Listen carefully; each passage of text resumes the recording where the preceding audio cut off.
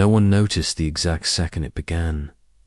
At 37,000 feet above the Pacific Ocean, a fully loaded commercial airliner didn't explode, didn't shake, didn't fall. It simply went silent. No mayday, no warning, no final message on air traffic control screens. Flight 447 vanished, not gradually, but instantly, as if someone had erased it. From the sky, 372 passengers were on board, and for several terrifying minutes, no one on Earth knew if they were alive. Inside the cockpit, Captain Michael Torres felt his fells chest tighten. The radio went dead. He switched frequencies. Nothing navigation screens flickered, then disappeared. The transponder shut down. The aircraft was still flying, but to the rest of the world. It no longer existed. His co-pilot, Sarah, stared at the dark panels. "Captain," she whispered, "these systems don't fail together." She was right.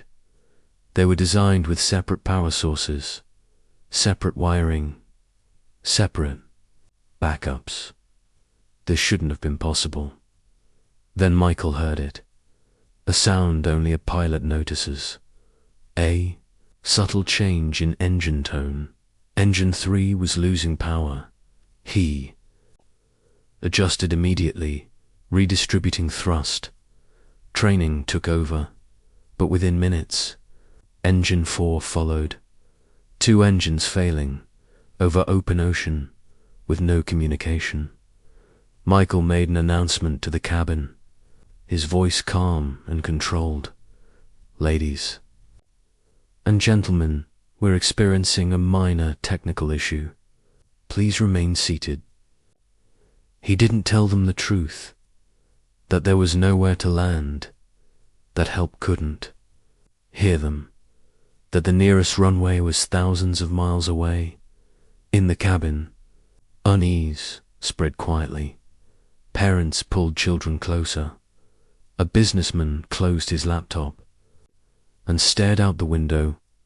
An elderly couple held hands without speaking. They all felt it. Something was wrong. Far away, alarms began screaming. Military radar detected an unidentified aircraft drifting through restricted airspace. No radio, no transponder, no response. In a post-9/11's world, that meant one thing: a potential threat. Fighter jets were launched within minutes. There. Orders were carefully worded but unmistakable. Intercept the aircraft. Assess the situation. Be prepared for any outcome. Commander James Parker. Call sign Iron Fist 1.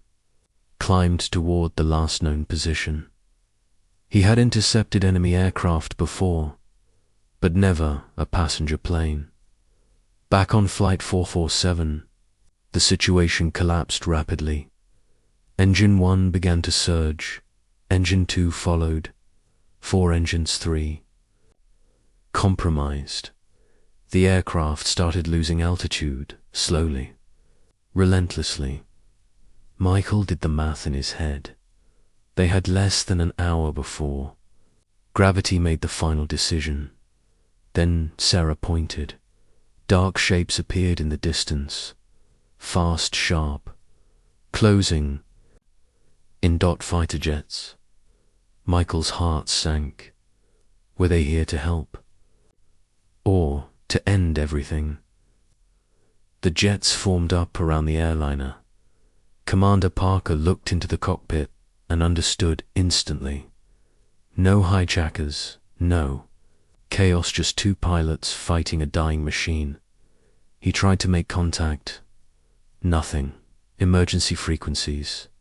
Silence. Then Parker did something almost forgotten in modern aviation. He flew directly in front of the aircraft and rocked his wings. An old signal followed. Michael saw it. and for the first time in minutes, felt hope. Parker knew of a small island ahead, an abandoned military runway. Too short, too risky, but it was the only option that didn't end in the ocean. As they turned, another engine failed. The plane shuddered violently. Passengers screamed. Some prayed, some cried, some sat frozen, staring straight ahead. The island appeared a thin strip of concrete, surrounded by jungle. Michael knew instantly. The runway was too short, too fast. They'd overshoot into trees.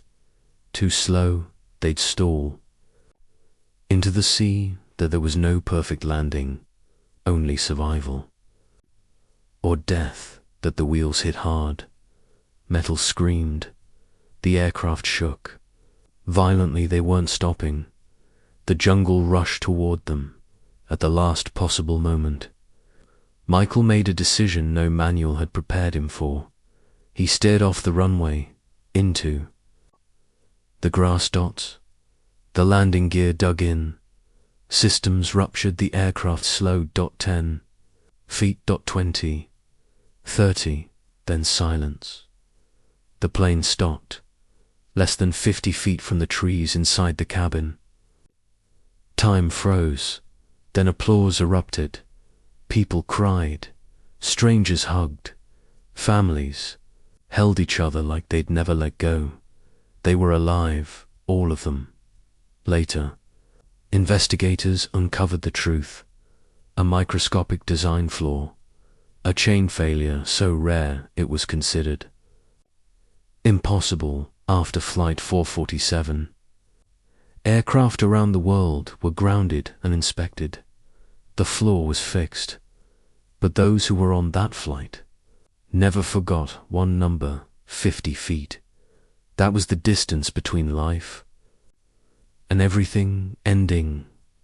And that day over the Pacific proved something simple and terrifying. Even when every system fails, human courage can still bring people home. If stories like this remind you how fragile and powerful life really is, like this video, subscribe to Skyline Stories, and stay with us for more true aviation mysteries that changed history.